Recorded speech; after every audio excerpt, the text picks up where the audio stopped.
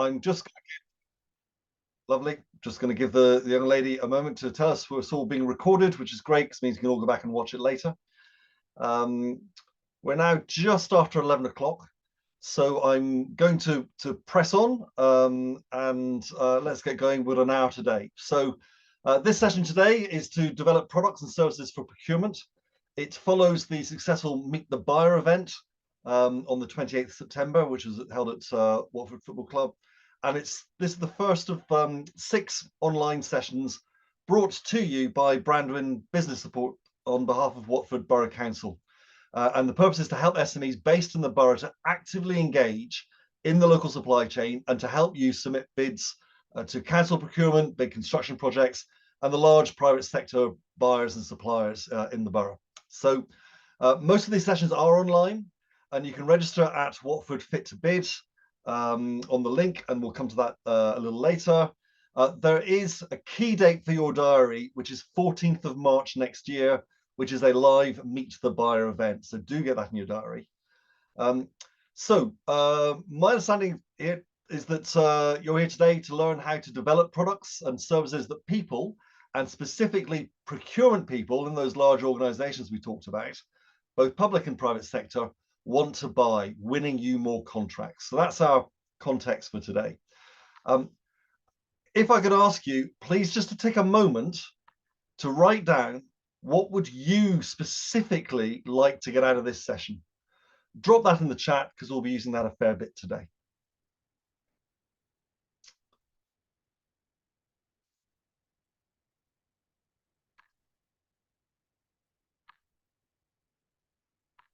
Okay, let's see what's in there coming through.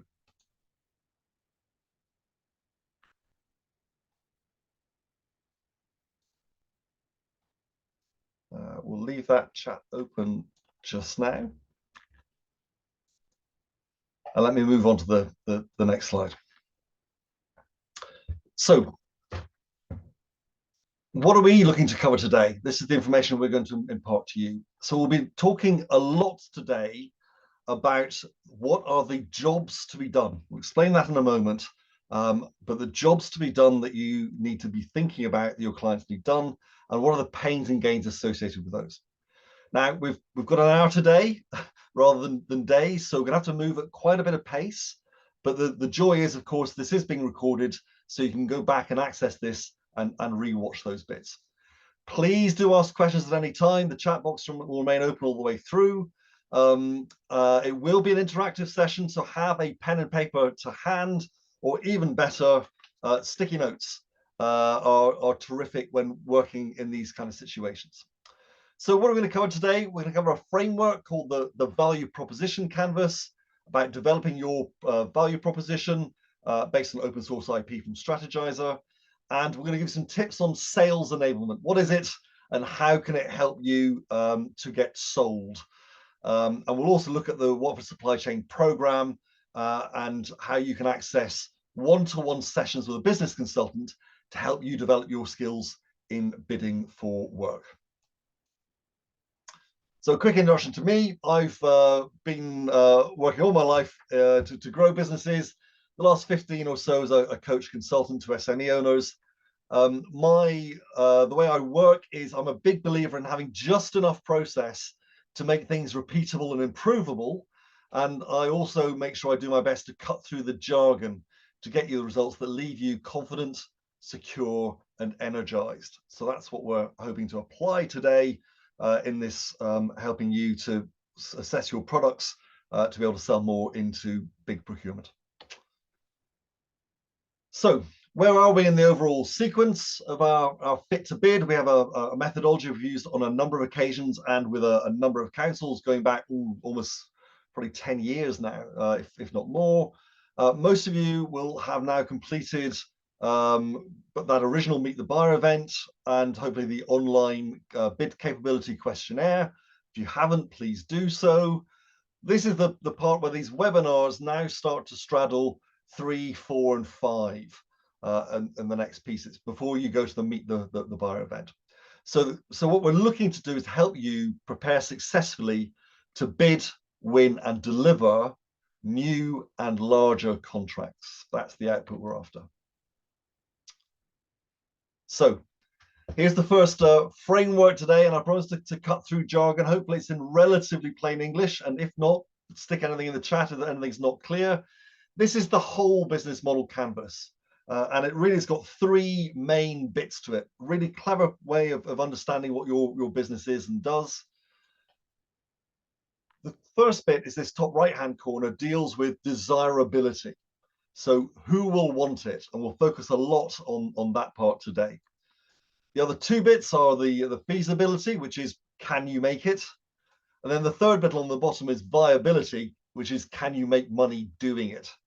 So as I said, we're focused on this top right-hand corner, the desirability around value proposition and customer segments.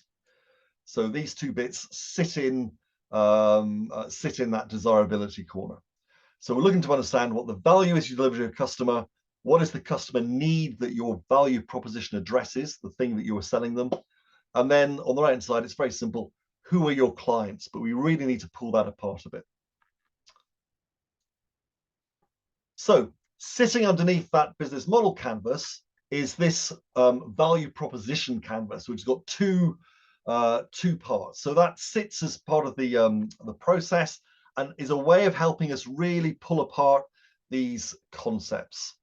So looking at this little badge at the bottom, so what do we talk about things like value proposition, i.e. the thing that you're selling, but it's around that word value. So the value is exchanged from a customer for money when you are solving their problem or relieving a pain for them. That's what your business has to do. So how might we unpick that is using the square and the circle here. The next slide then comes through and talks about these in a little more detail. So on the one side, the left-hand side is we'll look at what the products and services that you have, what pain do you take away from the client, and how do you create gain for them? And that's very much through your lens. The flip side is on the right-hand side, the circle, where we talk about the customer jobs, customer pains, and customer gains. Again, looking to walk a mile in their shoes, living in their lives, looking from their perspective. I'll come on in a little more detail to customer jobs, customer pains and gains first, and then we'll go back and look at the products and services and how you might start to pull those together. So if that gets the technical framework out of the way, how we're going to work through these ideas, then we can start to turn and look at what might the jobs be to be done. So you might detect a hint of a Scottish accent from me, and this is my hometown of Edinburgh. So I was up visiting my mum recently, and I had a job to do. I was with the family walking on the main street at ground level, which is Princess Street. And I needed to get the family, that's us, I needed to get us from ground level up to the top of the castle, up that steep castle hill, up to go and see what was there as the castle. Now, there's lots of things that are in and around that journey. Am I sightseeing? Am I shopping? Am I hungry? But the core job that I want done is simply to get from A to B from ground level. So there are a number of ways I could choose to do that. So let's see if that pops up. So I could walk up. That's one of the ways I could do it. I could get a Lothian bus. I get transported up. I might even rent a donkey and stick the kids on the back, and up we go. But that's the key thing, is that what I want to do to get from A to B is that's my core job that I need done. So we take that idea of a job that needs done, a single task. That's the output. I've got an array of ways I can solve that, but that is the job that I want done. How might we think more about those jobs and how they get solved? Well, if we look at a different job, so again on holidays, these are the Kelpies, fantastic metal statues. You can tell the size by the size of the people next to them, and they're very very photographic. You know, they make a good image. So I've just taken that photograph. What might I want to do with that photograph? What are the jobs that I might want to do with that photograph? If I can give you just a 30 seconds or so just to think about what those jobs might be. If you want to stick them in the chat, that's terrific. If you want to just write them down, you want to think about them, meditate on them, but what might those jobs be? I've taken a photograph. What might I want to do with that photograph next?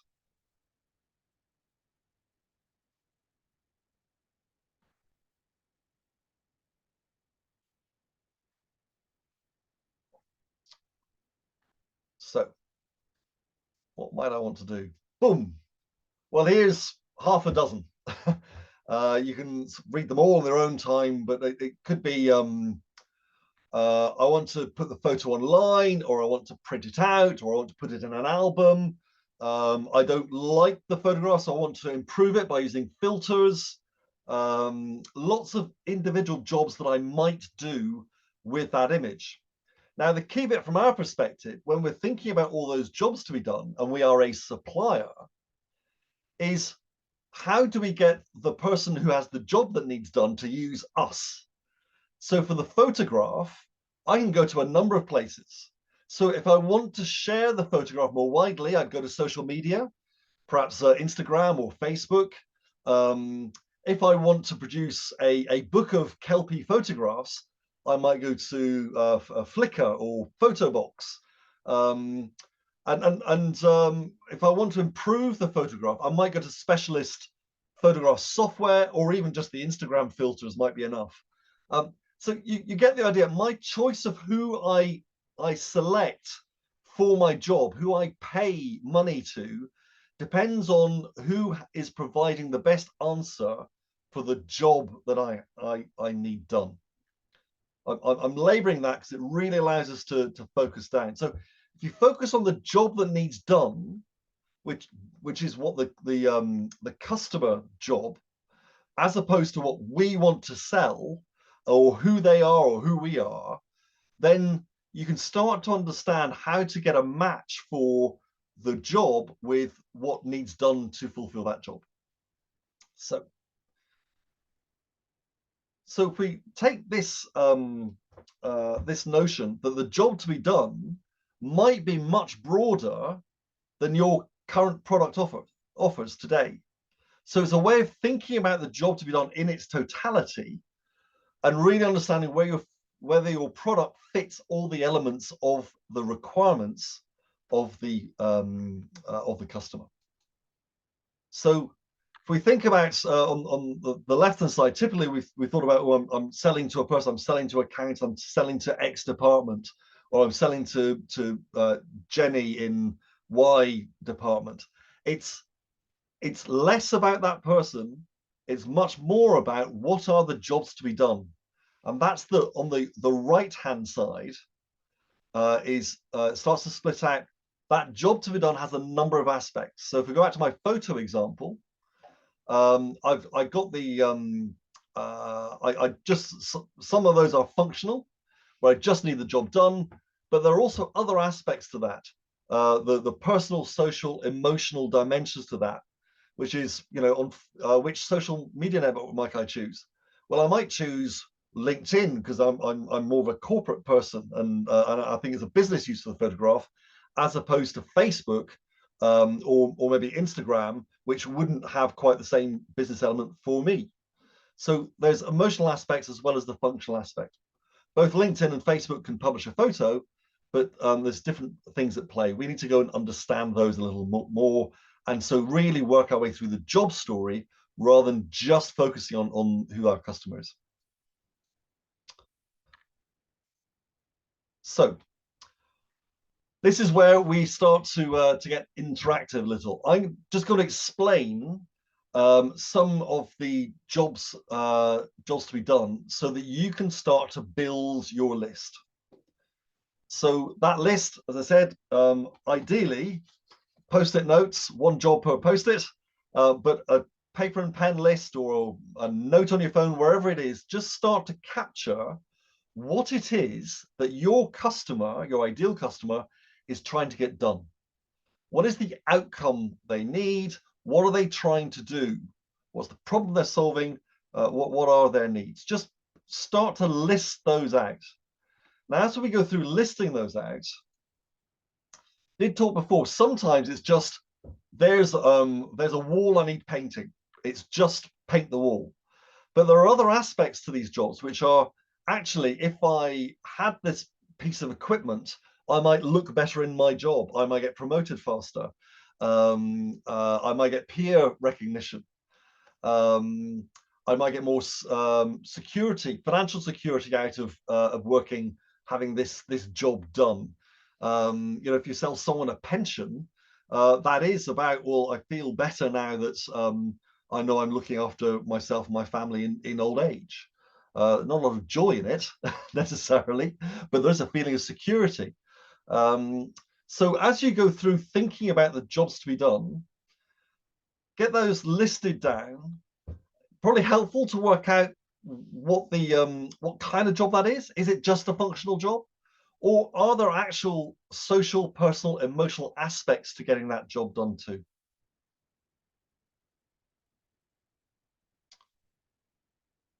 And then, if you like, there's the third column on how often might that occur. So I'm just going to give you a moment to run through and think about what the jobs are. So if you are a painter and decorator, so some of those jobs might be um, having the wall painted, but actually, if the wall's being painted in a perhaps a sensitive area, perhaps it's it's in a primary school. Well, the other job is it's got to be done safely, and there's got to be some safeguarding aspects around how you approach the job, deliver the job, manage the job. These are all sub parts of what needs done. So it's not just the wall needs painted and safely. Um, you'll know for each of your specific companies what the jobs are that you are looking for your customers to solve. So what are the jobs that the customers want done?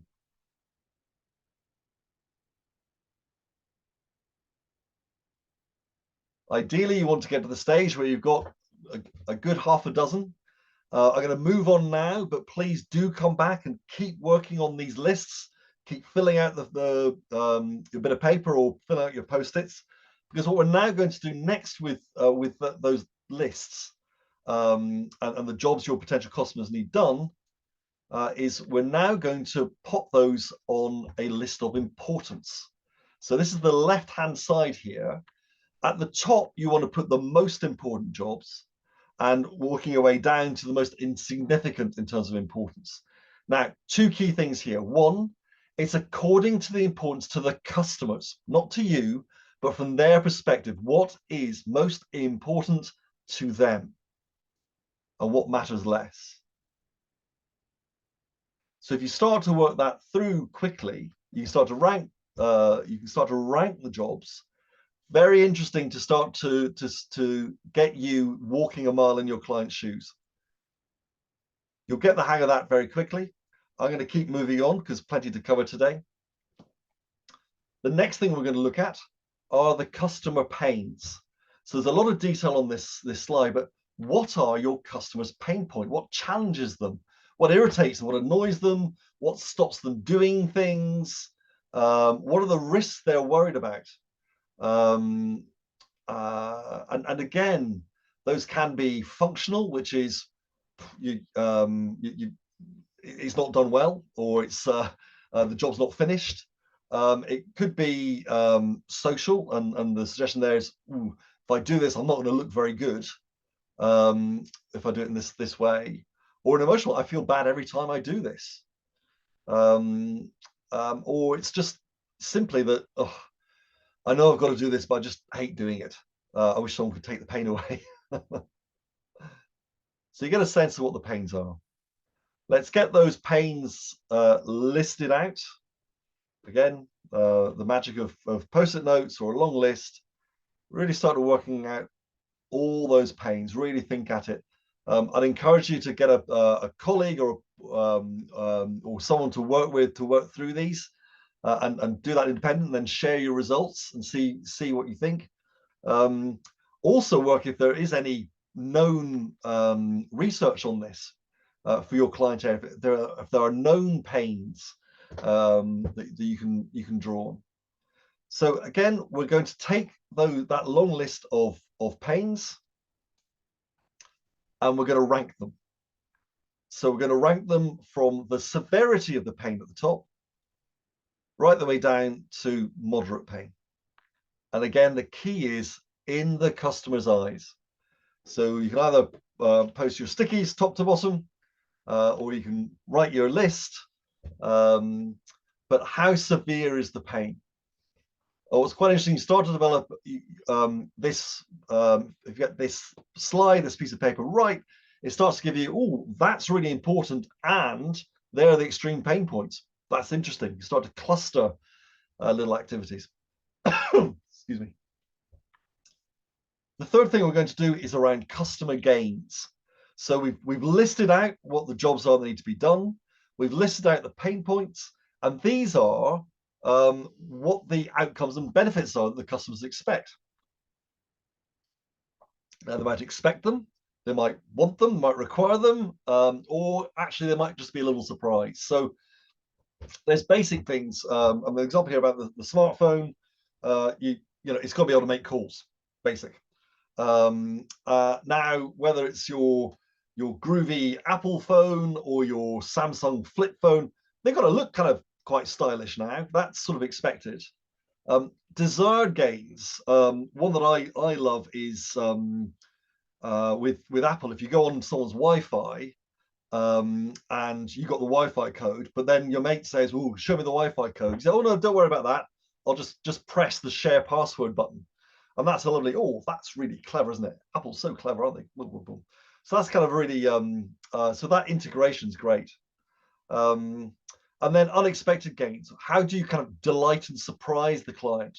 So they're expecting a certain level, and you over deliver and give them something that's a bit of a treat. So what are those customer gains? I was working with a client yesterday, found this quite tough, quite interesting. You can spot the pain points, but the gains are a little tougher. So work your way through those. Get that list written down now. I'm going to take just a minute so you can spend on those lists.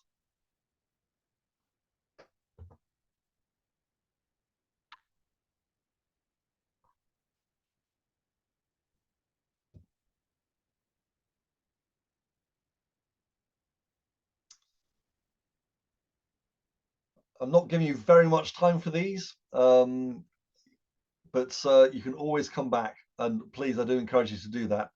But now, as we move on to the next slide, we close this bit of data capture, if you like. We're going to rank these in the same way. So again, from the customer perspective, how essential are those? Stick those at the top of the pile. And if they're just nice to have, move them further down.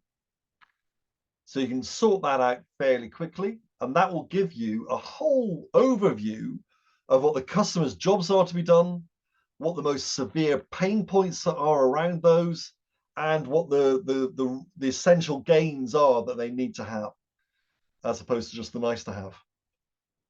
And you've got that all in one place. That becomes quite interesting and should spark some thoughts, maybe some conversation with colleagues.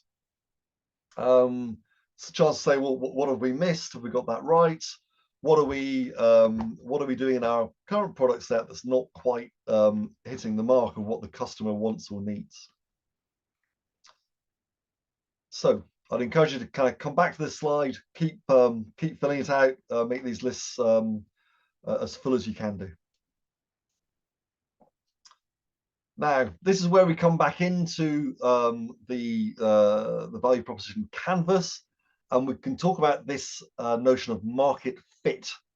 So on the on this right-hand side, we've been looking at what are the jobs that need done, pain points, and the gains they need.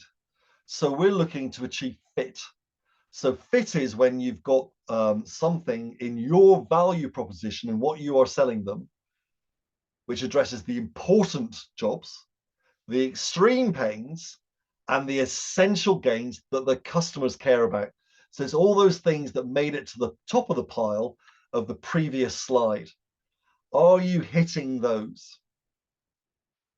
So that's when you get fit. That's when the clients go, aha, I have to have this, and they're ready to buy.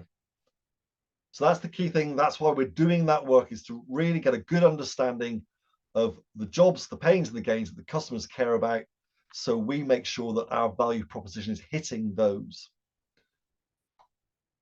So let's start looking at the other side of the proposition. So what are the products and services that we want to sell into the market? But what is it that our customer, our chosen customer segment, will see as valuable? So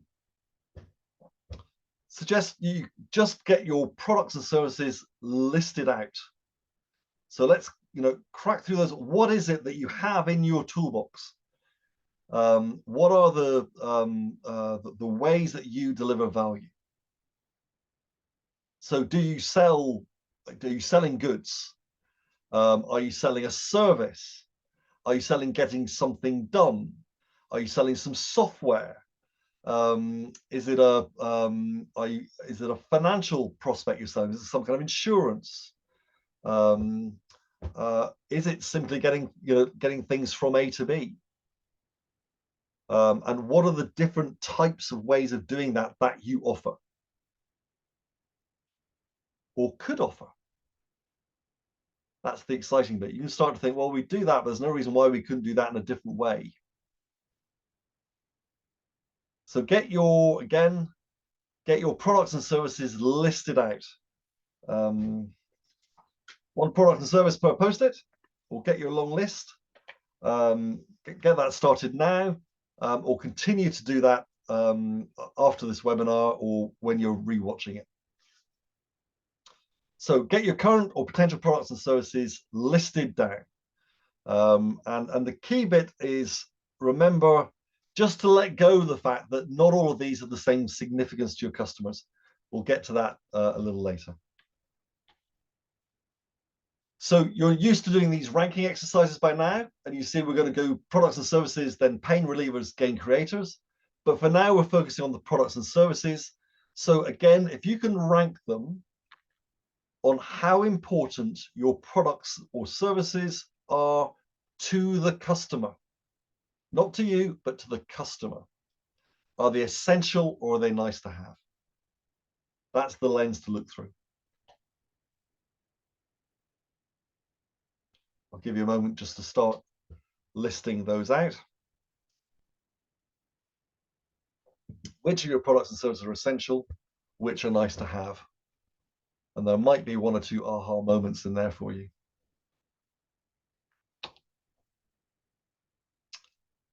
So we started our ranking of our products and services. The next thing for us to look at is to go out to the pains. We talked about the customer pains. How are your products and services alleviating those? So how do you eliminate, reduce, get rid of some of those pains? So we've on the right hand side, here's ways that we can think about pain relievers. That could be about just simply making them feel better. Things that they just don't enjoy doing. The top one is always, can they get it done? Are you saving them money? Are you saving them time? Are you saving them effort?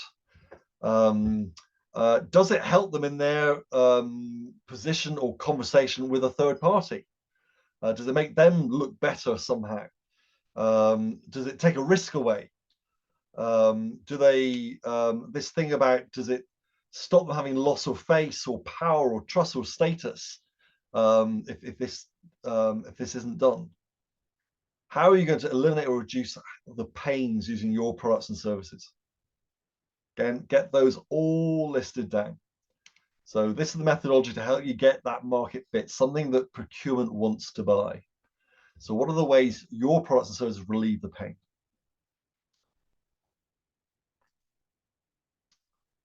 So key bit to this is to remember we've looked at those pain points. So go back and look at those identified customer pain points in the customer profile and see whether you are solving those pain points, those problems. Here we go. Here's the ranking slide again. So on the pain relievers, are those essential? If the customer buys your product service, they have to sort this pain. It's just a given, or is it just a nice to have? Get those ranked and sorted out, and I'll leave you to do that in your own time. I'll keep rolling forward, and gain creators is the sixth of these to create. So how do your products and services create customer gains? So what are the benefits they get? Again, it's almost the flip side of the pain thing. So can they get something that's better quality than they'd usually get? They get more of something for less. Do you make their lives easier? Do you help them learn something faster? Do you make them look great? Do you help another of their constituencies? Do you help provide them with better performance? What are all those gain creators that your products and services provide? Get those listed down, and remember there's things that they expect and things that you could surprise them by, little bits of added functionality or little extras, just things that will add to that, will add gains from the customer's perspective. Get those all listed down, and then we're going to rank them on the next slide. So here's the ranking again. The ranking is all about taking that long list and stacking it by the relevance to the client. So how relevant are those gains? Are they essential in terms of relevance, or are they just nice to have? Plenty more, I think, to be done there. Conscious of there's plenty of homework there, so do put some quality time aside and work through these step by step. You will come out with a clear idea of what market fit could look like. And then remember, that's the bit that means more sales, bigger contracts for your business. That's the prize. So it's really worthwhile going back and doing the work here and getting some real insights into what you find from the data that you gather. Got some, just going to work out a way of pulling all that information together. So here's effectively a summary slide you can use. So if you go back and summarize what the products and services are, the pain relievers and gain creators on the left-hand side, and on the right-hand side, what were the jobs and the customer needs done? What were their pain points and gains they were looking for? And you can start to assess across from these how close you are to hitting, or is there something specific that you should be focused on, or do you hit a number of these things? What's the level of matching? If you had to go down and tick and cross the number of customer jobs that your products and services fit, the number of pains that you relieve, the number of gains that you create for them, is the customer better off engaging with us? That's the key bit. That's the value proposition that achieves market fit. So it's a good way of just summarizing that and working through and working out where the balance is and how much of the right-hand side you cover with the left-hand side. And if not, what needs to change. So a little summary and some tips about how to do that exercise. Do the exercise in two stages. So you're observing from the customer side, what are the jobs, the pains and gains that they suffer. But on the design side, what is it that you can create for them that takes away pains and creates gains for them? So keep them separate, slightly different lens. And each time you do this, don't mix customer segments. So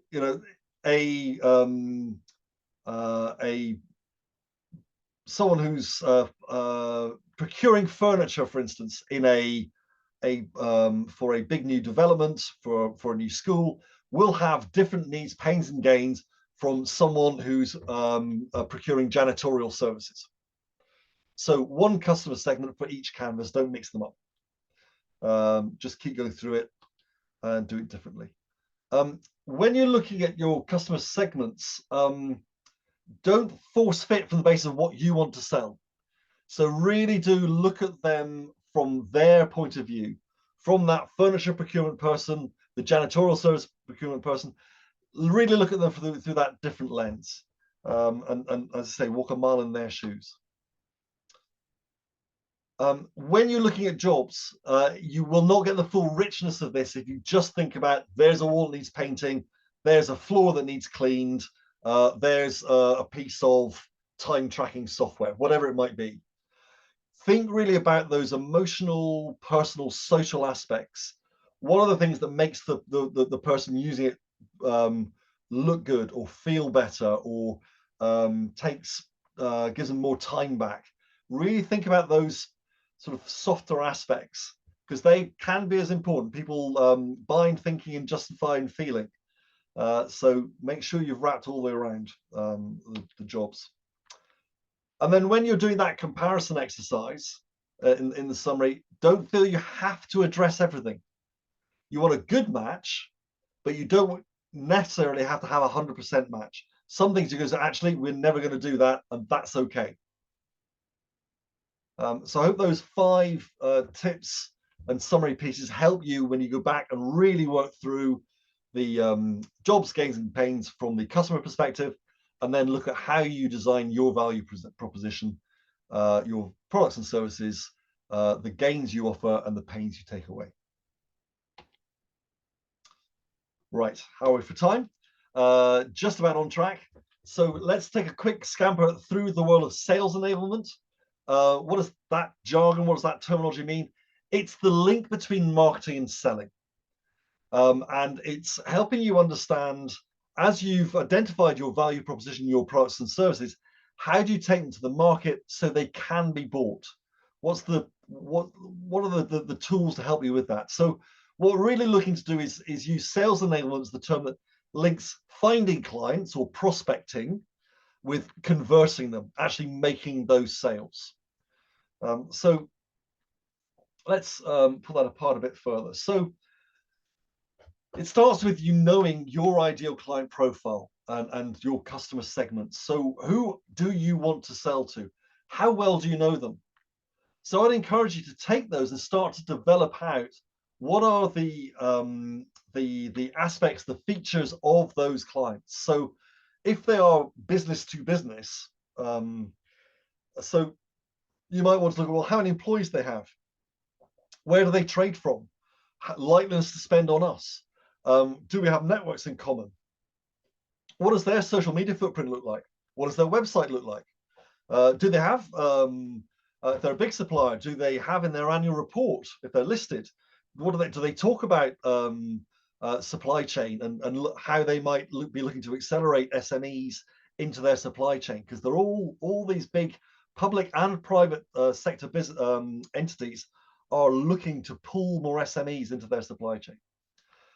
If it's a slightly more kind of business to consumer, you look at slightly different aspects. So much more about sort of demographics and hobbies and interests and so on. You could look at particularly B2B.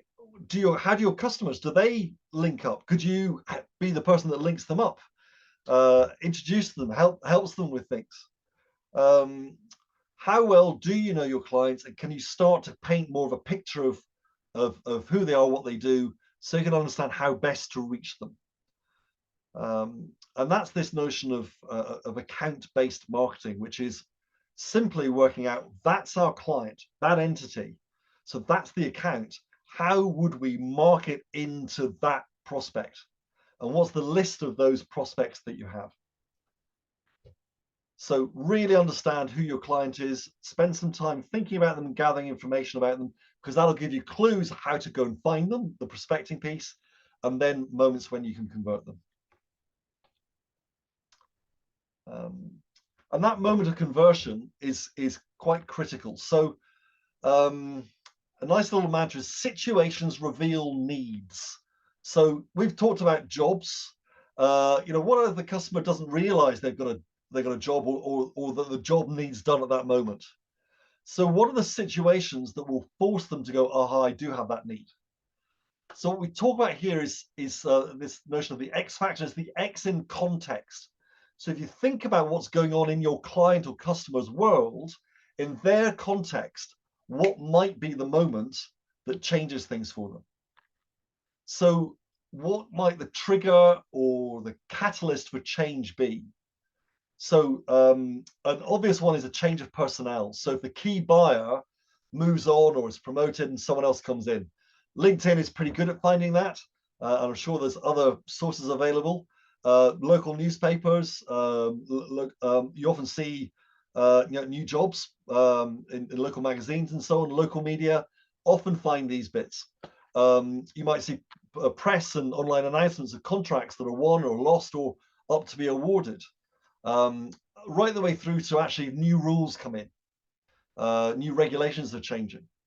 And that could be anything from sort of macro events, 20-mile-an-hour limits. Suddenly someone had to procure a lot of signs, right the way through to minor technical regulatory changes that might mean that, I don't know, smoke alarms might need different forms of battery and you supply the batteries.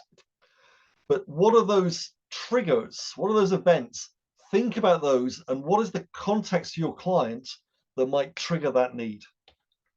So if you can go away and just take a moment, again, I'll just give you a moment to think about those. What are those trigger moments, those situations for your key clients that might go, aha, I need to give this some focus. I need to go and have that job done.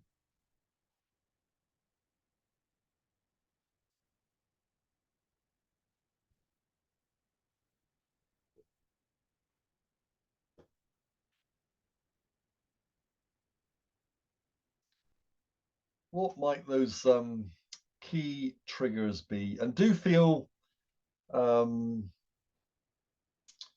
drop that down, drop it in the chat, back onto the magic post-it notes, whatever works for you.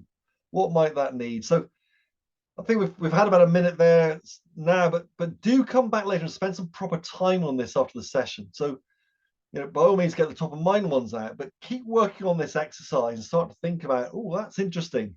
Because if I sit in their shoes, if this happens, then yes, that's the moment I want to make sure I'm contacted or I know where to go to get that thing done.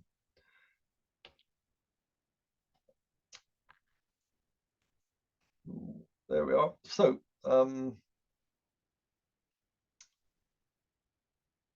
last point really on sales enablement is when you're in that space, which is you're moving from marketing into selling, and you've kind of identified perhaps a trigger moment, is really to come back and focus on what are the outcomes that the client wants. How do they want those jobs done? What are the pains they want eliminated? What are the gains they want to get? Really focus on the outcomes. How is that customer better off by engaging with you? So what can you do to achieve that market fit? So it's about focusing on their outcomes, getting their jobs done, and taking away their pains, giving them gains. Keep it around this, which is often gets missed, is to the extent you can quantify the benefits. That always helpful. Put measurements around things. If it's the pain point, or I spend half an hour on this every day. Well, half an hour every day over a 200-day working year suddenly is a huge amount of time. But you can only do those sums if you start with that baseline data. So always think about leaving measurable benefits that you can leave with them. So again, walk in your customer's shoes. What outcomes do they want? What jobs do they want done and why? Build your value proposition from there, and have the confidence that you know that your value proposition hits those jobs, hits those pain points, hits those gains. And there's some examples there in the right side of the slide about what the why the customer's better off engaging with you. What are your jobs you help them to get done? So these are the outcomes they might be seeking. If you've done the work now, you know that your value proposition delivers these. Walk in your clients, your customers' shoes. So the key bit here is really that center of this Venn diagram. So the opportunity here is to identify and know your ideal client inside out. We've done the work earlier on really establishing what your value proposition is and therefore what the outcome is for the client.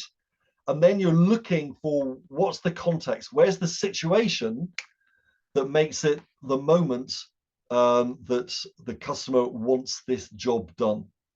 If you can identify, if you know your client well enough, know your value proposition and the outcome well enough, in the right situation, bang, that's your niche, that's your moment.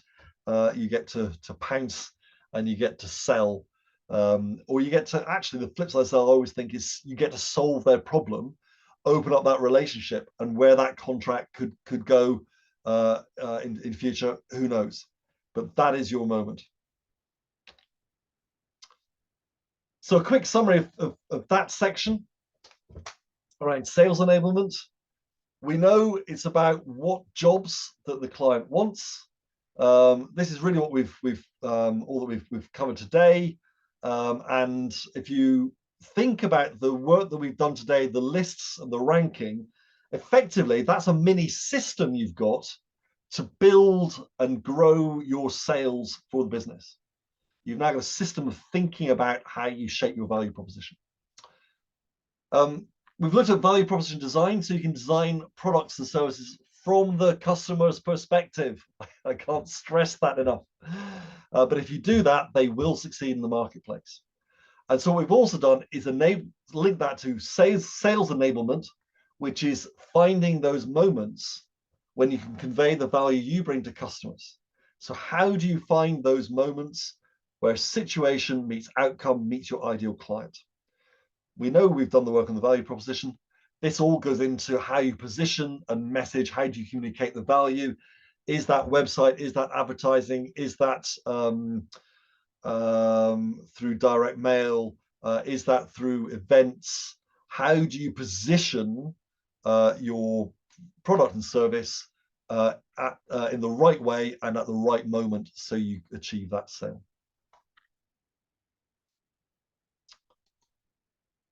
So here's the key bit in terms of all of that work and all that learning that you have done from today, all that knowledge you've gleaned. Now's the moment for you to make a commitment to yourself. So do this now. Write down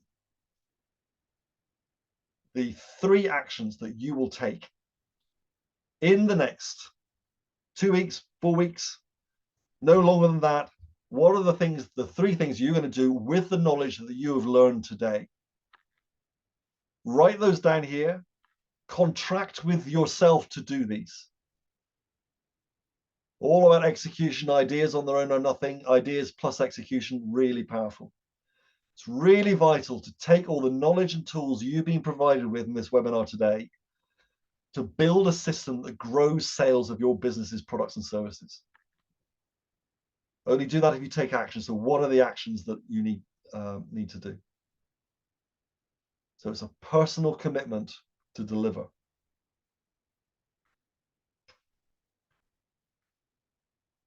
Now you've got those 3 actions, and if anyone wants to share in the chat, very welcome.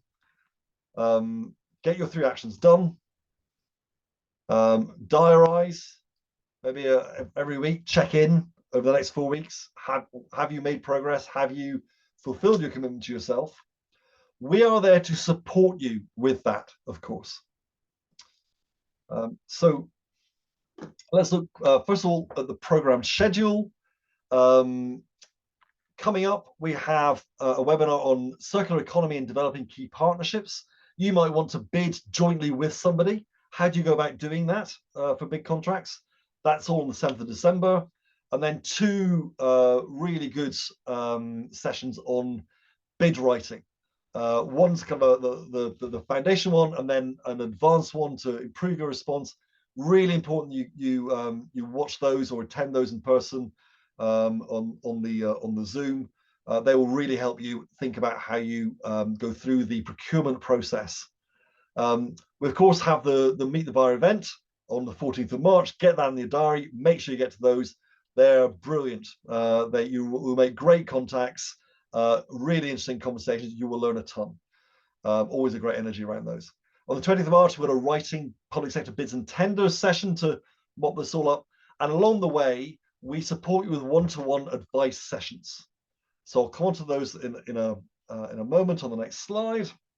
So really crucial you take advantage of these. These are really powerful. So you'll sit with Tracy or one of the Brandwin advisors, and we'll work through what your particular bespoke issues are. So we base that around the action planning card. We'll work through what the issues are that you have. We'll help you develop your project plan. We'll help with issues around your value proposition, and make sure that you've got the basics in place to complete and submit that bid. So that's over those 2 sessions. You can get a huge amount further forward. You'll have a much better knowledge between those sessions and the webinars of both the art and science of bid writing. You'll have the basic understanding in place of what people are looking to buy in the sense of jobs, pains and gains, and you'll be much better prepared to submit winning bids. Okay, so that's the objective of these sessions, to identify and address the key challenges facing your business. That's where we go from the generic down to how your business can be supported through this. So really powerful sessions. You apply for those. This is the key link. So it's the Eventbrite link at the bottom of this slide. Eventbrite, Watford Fit to Bid Supply Chain Consultancy. So if you find that, you can access all these materials. You can also access all the materials. The webinar materials are there too. So that's one place to find them. The second place to find them is on the Brandwin YouTube channel. So they're all there. Really do encourage you to treat this as a learning resource. I know I've had to learn all this stuff. There's stuff I missed first time round. You go back and watch this and other webinars in the series, and that will really consolidate your learning and really help you understand what a powerful system it is you have the capability of building in your business. Key details here. So there's Tracy's address to get those one-to-one tender advice sessions booked. Do get in touch with her. Do get those booked. Really important. Really bring it to life for your business, your customer segments, your products and services. Further down, obviously we've got we're looking at local authority procurement, major construction projects, large private sector buyers. That's what this whole process is aimed at getting towards, and they will be there at the Meet the Buyer event that we're building towards. So there we go. We're through the session today. We've taken you through how to develop products and services for procurement. We've looked at customer profiling, the gains, pains, and customer jobs. We've looked at products and services and the gain creators and pain relievers and how they match. We've talked about sales enablement, and we've talked about the program of support for you, particularly the one-to-one sessions, as well as continuing webinars and the Meet the Buyer event on the 14th of March. That's all I have to get to you today. If there's any questions, very happy to take them in the chat. I'll be around for a few more minutes. Any feedback, do come back to us at Brandwin, info@brandwin.co.uk. Do feedback to the council. They've been hugely supportive of this process and getting more SMEs into local supply chain. So do feedback to them as well. Thank you very much indeed.